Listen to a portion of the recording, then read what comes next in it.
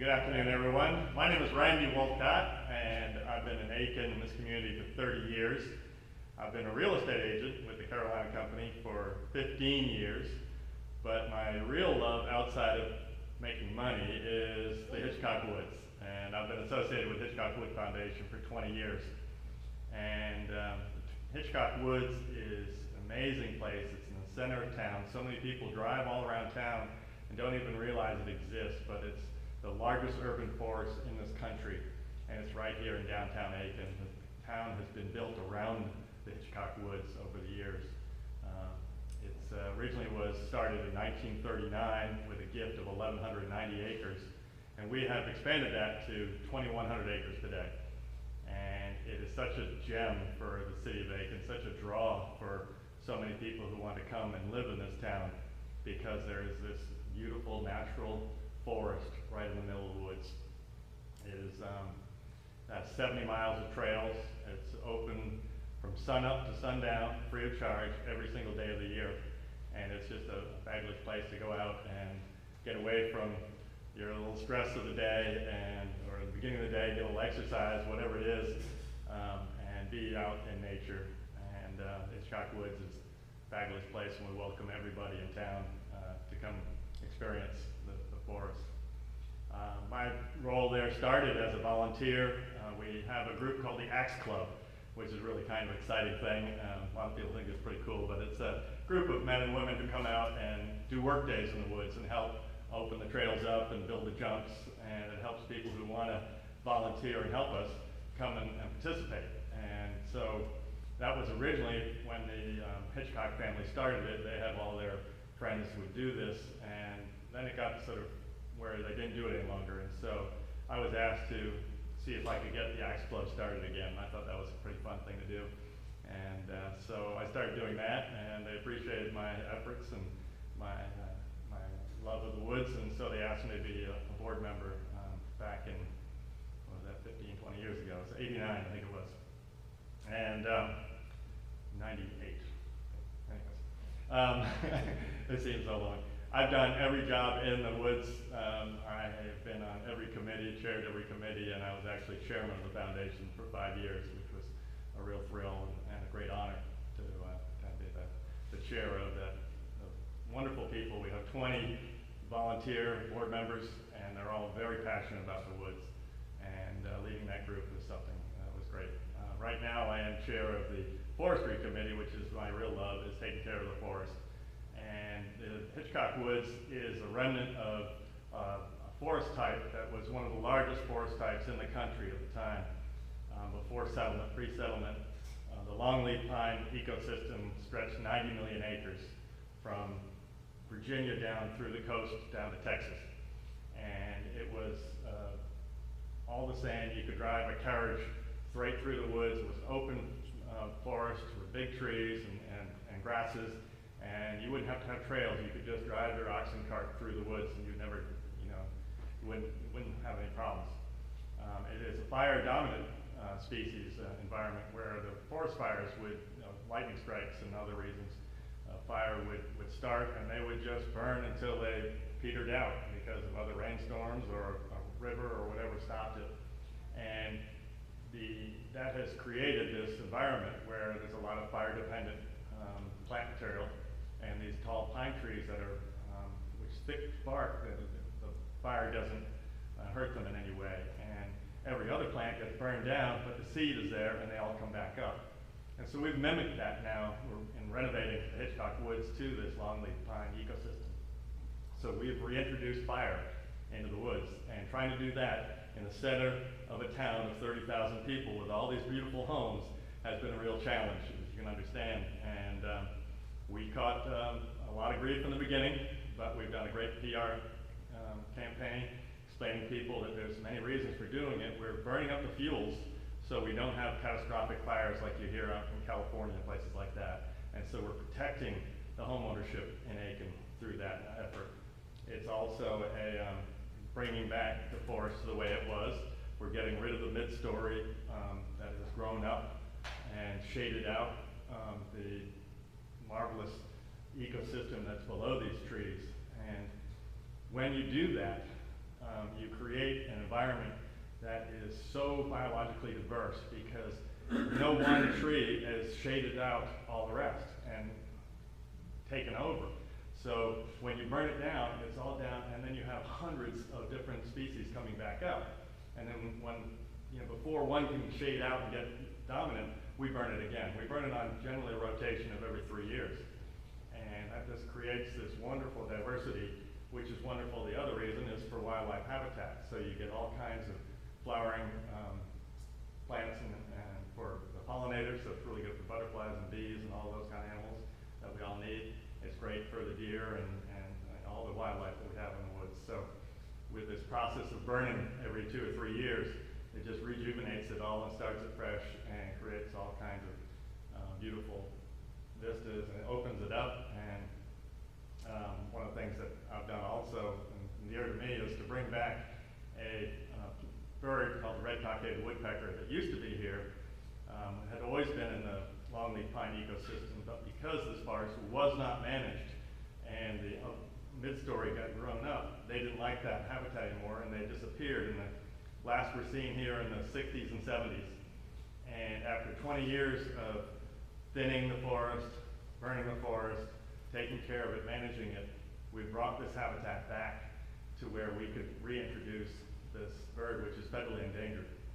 And so we went and got birds from the Francis Marion down in Charleston and brought 10 birds up 1 year. And we've done it 3 years now in a row. And we have 11 colonies of birds that they're producing babies. We had 14 babies this year that we banded, and it's been a huge success to bring these birds back that were here and got displaced because of mismanagement of the forest, or lack of management, I should say. So that's been really, really exciting for us. And it's given the woods a great name and recognition, and for our city. The Hitchcock Woods is threatened a little bit by the city, not by ways you might think, but from stormwater. We have 1,200 acres in downtown Aiken that the stormwater is channeled into one pipe that is 10 feet in diameter. And whenever it rains, millions of gallons of water are jetted down into the woods and create a huge erosion problem. And they take that sand and then it floods down into a swamp, and those trees are getting suffocated. So it's an issue that we're dealing with the city. But the RCWs actually are helping the city get grants because the granting bodies think they want to save areas that have federally endangered species. So the city is able to backbone on us to be able to solve this issue. We're working together with them really well, and it's been very rewarding for that too. So sometimes the things you do, you don't realize the full effect of it and how great it can be. So it's great that way.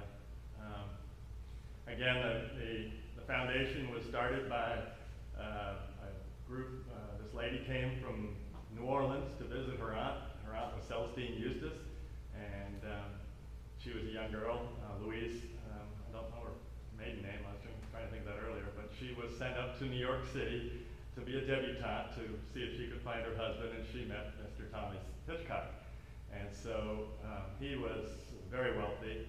He had racehorses and polo ponies, and he would always go to England to train his horses. That's what they did that in those days. And she said, "No, you need to come down to Aiken, South Carolina." And he didn't know even where that was, but she said, "You won't believe how beautiful it is. The forest is lovely, and it's great for horses." And he said, "I'll try it 1 year." Well, they brought their horses down.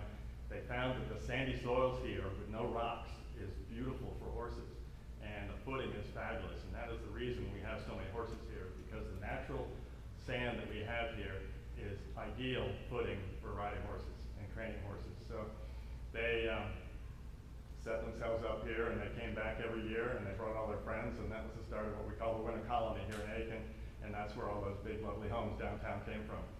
And when I first came here, I worked in landscaping for 15 years, and I did some work for an older gentleman who ran a dairy, and he was telling me these wonderful stories of when he was a kid back in the 30s.